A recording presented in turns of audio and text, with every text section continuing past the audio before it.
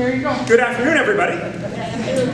I am so excited to be here with all of you. And as I'm vamping a little bit before my slides come up, I just wanted to share that I'm super excited to be back at your agency conference. This is literally one of my favorite parts of my job, being able to travel our great state and talk to and meet with so many committed hunger fighters on the front lines of our work. Prior to my job at Feeding Wisconsin and Feeding America, I actually worked at a food bank doing agency relations. And so in my portfolio of agency relations, I actually had all of the underperforming agencies in Milwaukee.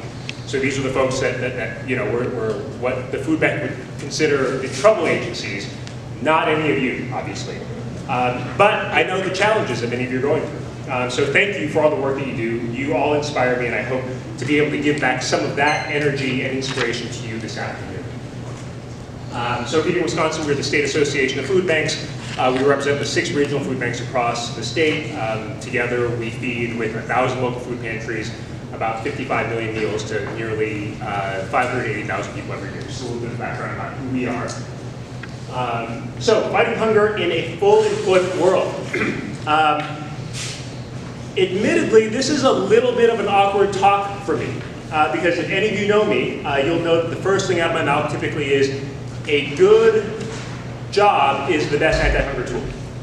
But if you keep up with the labor report, you would know that the economy continues to grow and unemployment continues to fall under 4%. And you would know that this is where the professional economists would refer to as a full employment economy, meaning that there is the most ideal distribution of available jobs for people looking for jobs, and the wages are good enough for people to move back and forth. This state of full employment economy creates the conditions for good job movement and wage growth. Of course, I am not a professional economist. I am a professional hunger fighter, as are many of you. So all I can say is that while the unemployment rate might be at all-time lows, people in our communities, in your communities, are hurting. And they are hurting in ways that may seem incomprehensible to most, right? Because if there are all these jobs around, why are there so many people still poor and showing up at the food pantry or meal program?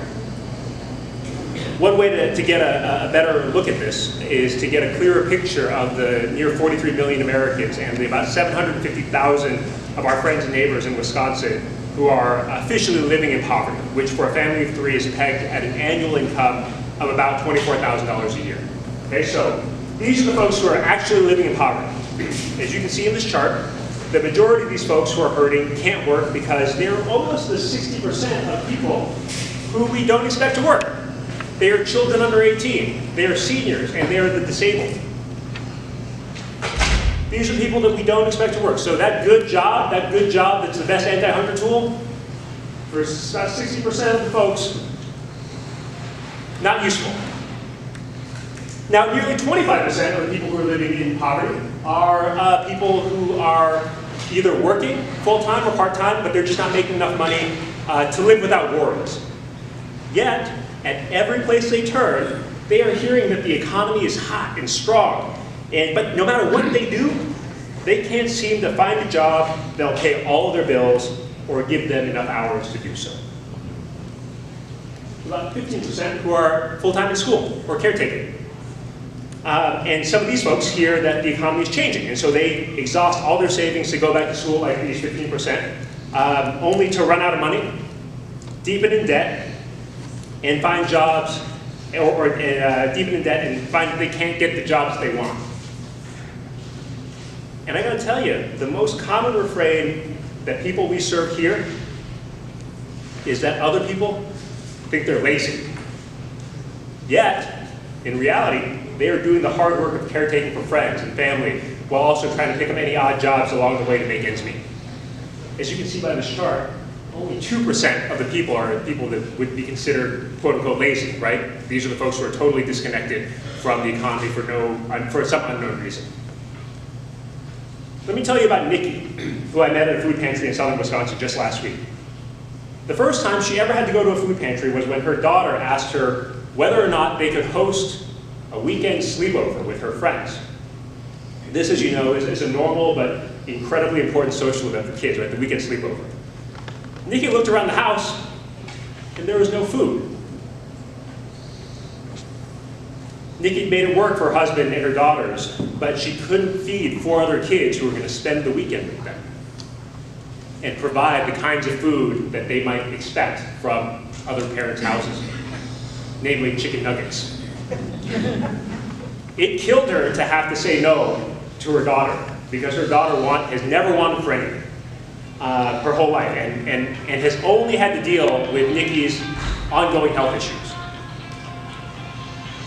Nikki swallowed her pride and went to the food pantry, where she got a chicken and some other staples. And because she had a good career in Chicago as a cook before she ruined her body and she hurt her back, she was able to make, out of chicken breasts, chicken nuggets for her daughter's sleepover. And it made her daughter feel like a hero for her friends. The food pantry in Lake Geneva made that possible for Nikki. So things were going okay for Nikki. You know, some months she'd pick up some work, other months she didn't. But that was okay because she was also taking care of her husband, who's diabetic, and her sister-in-law, who was also dealing with a whole ream of health issues. She was also doing cooking for her extended family and taking care of this old house that they bought and sharing with a bunch of her extended family. But in July 2018, everything fell apart. Her husband died, she had to pull the plug on her sister-in-law, and her house was condemned.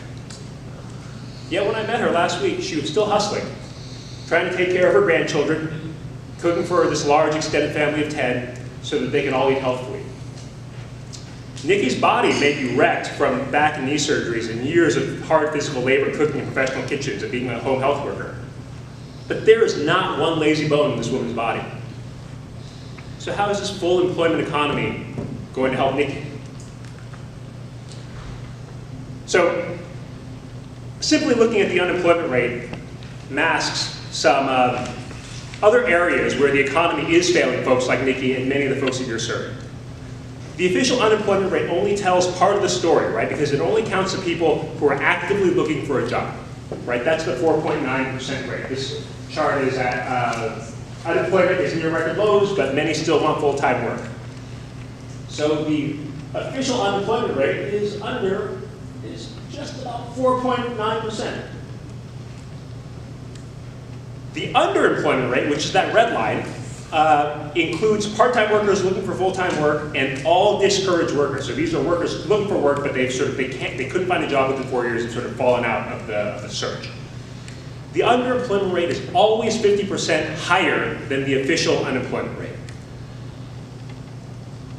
Now, both of these unemployment rates are better than pre-recession levels, right? So we've basically recovered from an unemployment perspective. But neither of these employment measures capture folks who are on disability, right? When you get on disability, they don't count you anymore.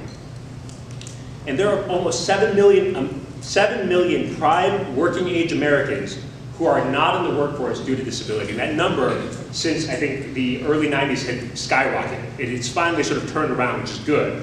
But there's a lot of folks who we're just not counting.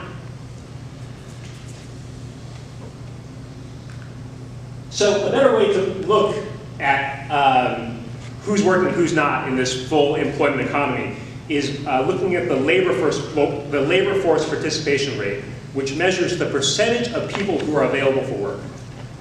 At the turn of the century, this is a bit of an eye chart, but the thing you need to know is that at the turn of the century, at about 2000, we were at an all-time high, at about 67%.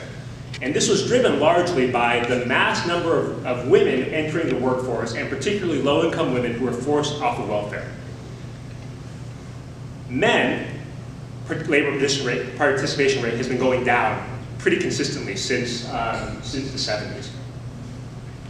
Now, in September 2018, the labor force participation rate in America is down to 62.7%, which means that there are more and more people disconnected from the workforce. Some of this is driven by folks getting older, some younger folks going to school, but by and large, this decline started before the Great Recession, when the banking crisis cut just a scar through our economy. So, structural changes happen, right? And likely, this labor force participation rate is not going to go back up. There are some reasons for this. One, we're getting older, and the robots are coming. There are seriously major demographic and economic shifts ahead, right? Many of you have likely seen these charts. They show the percentage of the population aged 65 and above by county in our state. This was some work done by the Department of Health Services a few years ago. You can see in 2015, 9% of all of our counties had counties in the sort of light teal to dark blue, which meant that over 25% of those counties had people over 65 and older. By 2025, 34% of our counties will be in that higher than 25% teal to dark blue band. And by 2035, over half of our state will have more than a quarter of its population by county qualified as 65 and older. Now you can see, by 2035, in your service territory, it's a lot of folks who are not going to be working. And what we know is that seniors are going to be getting older, poorer, and with fewer overall assets, right? Because the people turning 65 in 2025 and 2035 will be the very people who were in their 40s and 50s in the Great Recession, who had their earning paths just changed with the Great Recession. At the same time, continuing to both the top end of the working class and the lower end of the working class, right? Because at the top end, autonomous vehicles will affect nearly about 160,000 truck drivers in our state who are making pretty good money today. Automation might not wipe all of those jobs off the map overnight, but certainly what it means to be a truck driver, that freedom people feel about like driving in a truck, is going to change, right? When you have monitors in the truck, seeing how you're doing, seeing whether or not you're falling asleep. On the lower end, we'll see automation displace more jobs and shift work to consumers and offload risk to workers, right? Have any of you in this room used a self-checkout line in the supermarket? Yeah, pretty much everybody, right? That's basically the supermarket offloading work to you. At the McDonald's in Black River Falls on my way up here, I actually saw the future of future McDonald's workers, right? I got to punch in my order on a self-ordering kiosk. And some young person brought it out to me as I was waiting. And in the name of flexibility, more risk will be given to workers in the gig economy, right? We have Uber drivers who are supplementing their regular jobs trying to make ends meet. All of these changes might not be so bad for the fact that wages have been basically stagnant since 1970, right? So if you're going to be automated out of a job, you likely have not made enough money, or you might not have enough skills to do anything else. So that could bring me to number 2, about why this full employment economy is a little bit deceiving. Stagnant wages. Because even now, in this economy that we're living in, wages ought to be ticking up as employers have to compete with workers, right? Yet between 2017 and 2018, inflation-adjusted wages actually fell by 0.4%. That means that all of the increases that people have been getting due to this recovery have been wiped out by inflation. In the last week, I met a number of pantry users who recognized this problem and understood that going back to school is probably the key, right? That college graduates earn 177 times their high school counterparts. And so many of these folks chose to do the right thing and go back to school. In fact, Jeff, who is in his late 40s, had a good job at the headquarters of a national grocery chain. He was making okay money, but he was ruining his body moving boxes and pallets around the warehouse. And he knew that if he was ever going to have a chance to get into an office where he could work sitting down, like I do, he had to go back to school. So he did. And now 9 semesters in, he has exhausted his life savings, going into debt to get a computer degree that even he acknowledges might not get him the job that he wants, because companies will be looking for people younger than him. He has invested so much, he can't turn back now, and the best thing he can do is finish. And to make ends meet, Jeff comes to the food pantry to supplement the food he's been able to buy with some financial help from his sisters. Despite not having an income as a full-time student, Jeff is not eligible for food share because he is a full-time student. So this underscores my third point about why this full employment economy is tough. tough is because people depend on federal benefits. And Jeff's situation really underscores the importance of why federal benefits are so important, like SNAP, are incredibly important. In Wisconsin, SNAP lifts about 130,000 people above the federal poverty line and makes countless others less poor by providing them with some money every month to buy food. Another important government program is the Earned Income Tax Credit. Who's heard about that? Probably a lot of us, right? This provides a tax credit to low-income working families that helps to reduce their tax burden, which generally results in a tax refund at the end of the year. Taken together, these benefits have incredible anti-poverty effects, right? For example, a full-time home health care worker who works maybe 30 to 40, maybe 30 to 35 hours a week, maybe makes $23,000 a year, which in a household of 3, a single parent with 2 kids, is near poverty wages. However, when you add the EITC and food share benefits that this family is likely eligible for, that would result in about $7,000 a year, $6,800 a year in benefits, in additional benefits. That would lift this family out of the poverty line to about $30,000 a year, which would be the annual federal poverty line for a family of 5. Now you will not get an argument from me that the federal poverty line is outdated, set too low, and $30,000 for a family of 3 still might be a challenge to live on. But almost $6,800 a year is real money. And it would be equivalent to be about a near $3 an hour raise. For people who can't work, federal programs like Social Security, SSI, and SSDI are also incredibly important, right? They just can't work. They can't get that good job, which is the best anti-hunger tool, right? Like I said. Average benefits for these programs are around $1,200 a month, and since these folks aren't working, they can't qualify for EITC, and due to their income, only qualify for the minimum in food share, or near the minimum in food share. So you think that we would be thinking about ways to fix these programs so they can provide more incentives for people who work and more benefits for people who can't. But given our state of our politics and the downward pressure of the growing federal deficit, our elected officials will likely be promoting more benefit cuts to these very important programs in the coming years.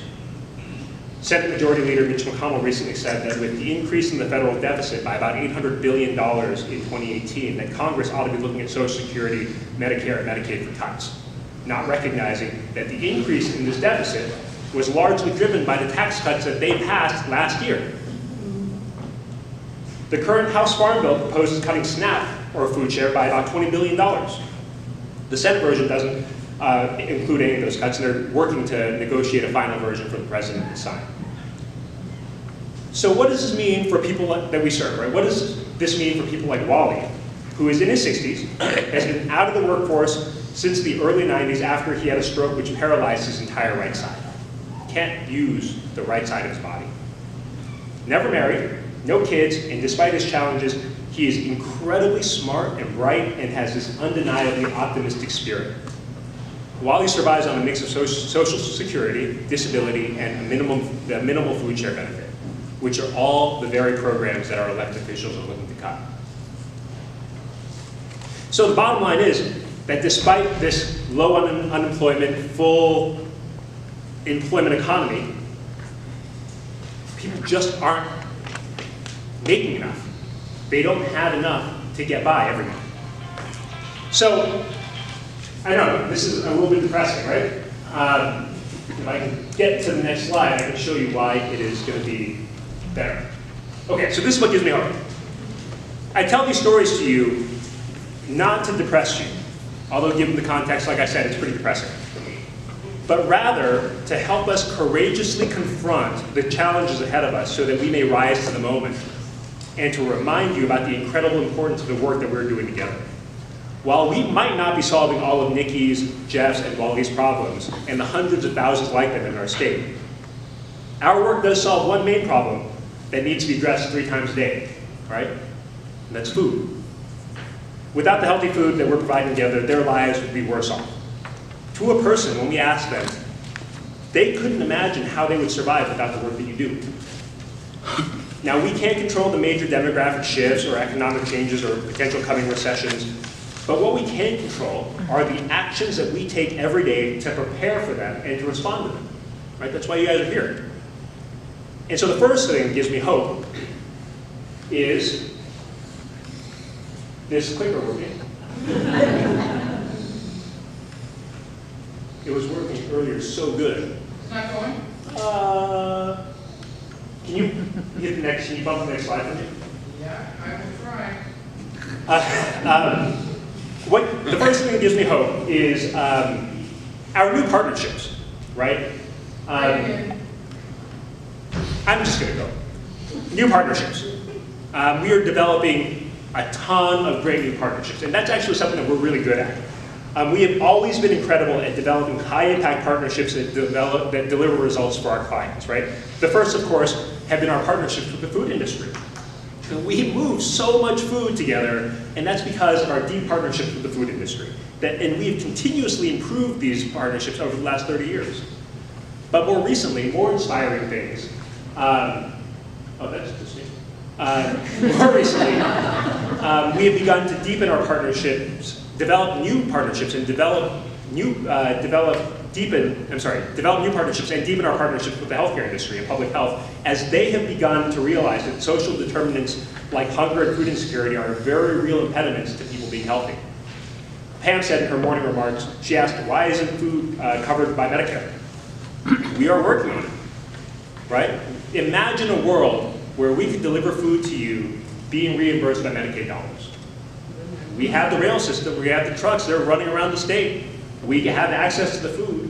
We just have to prove out that it's going to be impactful. And I think people are beginning to understand that, and when I have these conversations with folks, they're beginning to understand why that's important. In fact, I was recently at the United Healthcare All-Staff meeting in Minneapolis, and to hear the CEO of United Healthcare talk about the importance of helping their members be more healthy through interventions outside of the doctor's office was incredibly inspiring. And we all have a key role to play in that. Oh, look at that, it works now. Oh, there we go, okay. The second thing that inspires me is that we are getting better at getting better food to more people more often. I was just talking to Emily this morning, and she shared with me something that I didn't know. And this is where I fell down as the association director. In 2004, when she started, Feed My People was distributing 400,000 pounds of food a year. You guys are up to, what, 7.5 million now, 14 years later? That's incredible, right? And that's you guys getting more food to more people, more places, more often through innovative partnerships and programs. The truth is, we were never getting to all the people in need, right? I mean, when you guys were distributing 400,000 pounds of food, you guys weren't getting to all the people in need. Even at 7.5 million, you're probably not getting to all the people in need yet. But we're getting better at this. And we have always been innovating to reach more people in line. Summer programs, pop-up programs, backpack programs, college pantries back there. I mean, every time there's been a challenge, you guys have risen to it. We have increased our programming to reach new people in new places with all of you, right? We have, for the people we've been serving, we've been increasing the amount of fresh and healthy food that we are getting to them so that they can reach their own health goals and begin to live healthier lives through a better diet. And perhaps the most inspiring change that I've seen in my years in this work is that together, culture of food distribution at the pantry level, right? When I started, most pantries were just giving out a pre-packed bag of food. And now, the majority of you all are doing choice. And by replicating a shopping experience for our clients, it's increasing their dignity. You guys did that. We didn't do it. You guys did that. We're changing, and we're also changing the kinds of food we're distributing, right? Shifting from the dry, shelf-stable foods, we had this conversation about produce earlier today, to healthier products, right? The healthier products that are more healthful, but yet also a little bit more expensive for our clients. There's a lot more to do, but what has been done is so inspiring, and that leads me to the last thing that gives me hope, which is you and your commitment to serve. Because here's the thing, like I said, it has always been you who has helped us reach more people with more food throughout your service area and throughout the state. It has always been you guys who have stepped up to the call to change how you operate to better serve your clients. It has always been you who has picked up the phone to call your elected officials, the church pastor, or the local grocery store to tell them about the important work of ensuring that all members of your community have access to safe, healthy, and nutritious food. No matter the challenge, it has always been you who has made a lot out of a little, rising to the challenge, giving of yourself to your communities. And this network that we built is powered by people like you in this room. 1,000 locally supported community organizations banding together to do the one thing which is in your control, which is to make sure that your friends and neighbors have access to healthy food. God, if that's not inspiring, I don't know what is. I get chills just even saying that I wrote this. You are already the answers to the prayers of folks like Nikki, Jeff, and Walt, and people that no matter what the state of the economy may just need a little bit of help. And as the looming doom and gloom lurks, you will be, as ever, the bright shining lights that will be the answers to the prayers of many more people. You are the ones that will light the way forward toward a healthy and hunger-free Wisconsin. So my challenge for you on the front lines of fighting hunger in this full employment world and a rapidly changing world is threefold. Abundance. First, I challenge you to see the abundance that's all around you and take the leap to reap its rewards. You've been exposed to an abundance of great ideas today and new ways of doing things. Rather than going home and falling into the trap of the everyday, try to make some space to remember how energized you feel right now so that you can implement some of what you learned today back at home. And more importantly, what kind of help you might need to make that happen. And then start talking about it. Talk about how you were inspired today, or about a new idea for the pantry that excites you, and then ask people for help. Ask the food bank. Ask your community partners. You can email me, and I bet you, dollars to donuts, over time, people will start helping because your community members fundamentally believe in our shared mission that fighting hunger is a righteous one. Challenge number 2, stories. Collect and tell the stories of your clients. Those of you who were in my advocacy session earlier today heard a little bit about this already. Collect and tell the stories of your clients. I can't say it more or enough. Or better yet, empower your clients to tell their own stories. Because in this hyper-polarized world that we live in, where every day it seems like we argue over a new set of facts, stories are going to be more important and powerful than ever to shift a conversation and a person's opinion. And to be honest, the opinions of the people that people have of the people living with low incomes are pretty poor. We're not going to change these opinions by deploying more or better facts, right? Facts don't inspire empathy, but stories do. And the trick here is to tell stories that make your clients look like the hero, not your food pantry or the food bank. We are really good at telling stories, client stories, through the food bank lens, but not so great at telling stories through their lens and in their own voice. If you need help with this, talk to me, you can email me, or you should talk to Tammy on the Feed My People staff. I feel bad for calling her out. She had the district director of one of your local congressmen in tears earlier this summer when she told him about the impact on a family who was ashamed to go to a brick and mortar food pantry, but felt more comfortable going to a pop-up pantry. Or, if you really want to kick her, ask her about the time she helped an elderly gentleman with food share and how getting food share benefits allowed him to be able to cook his wife of many, many years the Valentine's Day dinner that she deserved. It's incredibly powerful stuff. So the third thing, last but not least, you got to engage. You got to engage your elected officials, you got to engage others. For those of you who were at my session this morning, you'll know that I will say our legislators work for us, right? They are basically the customer service reps of your communities. They represent us, and they need to hear from us. They hear from everybody else about issues that are important to them, but they haven't, by and large, heard from us. There are some incredibly important fights happening right now in Congress about the future of food share and Medicaid and Social Security, and it is vital that our elected officials hear about how these cuts will affect your clients. It is vital that they come out to see your operations. And I cannot stress how important it is for them to meet the people who vote for them and who their votes will directly affect. Because look, by taking advantage of all the abundance that's around us, by telling your client stories to everybody in the community, and by engaging your elected officials, more and more people will see and understand that the people we serve are worthy and deserving of help, rather than somehow they've made some bad choices or otherwise undeserving. So, in closing, I want to tell you about Zara. God, this is tough. Zara is a little girl I met earlier this week, actually. It was actually earlier this week. My weeks have been sort of mushing together. And her grandmother, Christy. As you can see, Zara is cute as a button, totally mischievous, and sort of daydreaming and gregarious. Zara lives with her grandmother, Christy, who takes care of her despite the fact that Christy has a quarter of a lung remaining due to a rare hereditary disease that was not caught in time. When we asked Christy why she wants to eat healthfully, she said that since she lost so much of her lung capacity and has had to go on oxygen, she's gained about 150 pounds. And so it's difficult for her to move. But she wants to eat more healthfully so she can lose that weight, to be with Zara and to actually help Zara develop healthy eating habits so that she can grow up to meet her own full potential.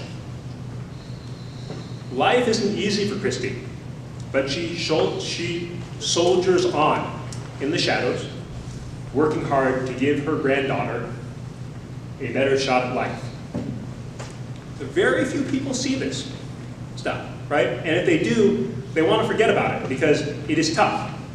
It is tough to see people who are struggling like this in the richest country in the world. And it was tough for me to spend 30 minutes in Christy's house to listen to her story.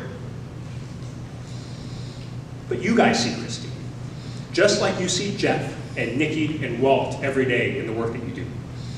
Our simple work of providing healthy food to them shows them that they are cared for and they are seen. And this is an incredible gift. My hope is that society will begin to see our clients more fully and differently, as you have. Not as those coming through the line for a handout or even a handout, but simply as people trying their hardest to make the best of a bad situation, full of all the contradictions, complexities, and wishes, and hopes, and dreams, and disappointments, and values, just like us, just like we have. Only then will we be able to recognize, quote unquote, them, right, like Zara, them, as who they truly are, us, a member of our tribe, right, not separated by class, or race, or gender, or age, or ability, or politics, or any of the other boxes that serve to just separate us and divide us. My hope is that we will see them as our people, not a threat to us and our resources to be sorted out of the tribe, to be controlled, right? But rather worthy to share in our abundance and to have our help without any judgment or contempt. This work to change how people see our clients and the importance of our work is the no regrets hunger fighting strategy that will work in a full employment economy or the next recession. It'll help to guard us against benefit cuts, and it'll help us to grow our supporters. And it will meaningfully help move us forward toward a more inclusive, generous, empathetic, healthy, and of course, hunger-free Wisconsin. Thank you so much.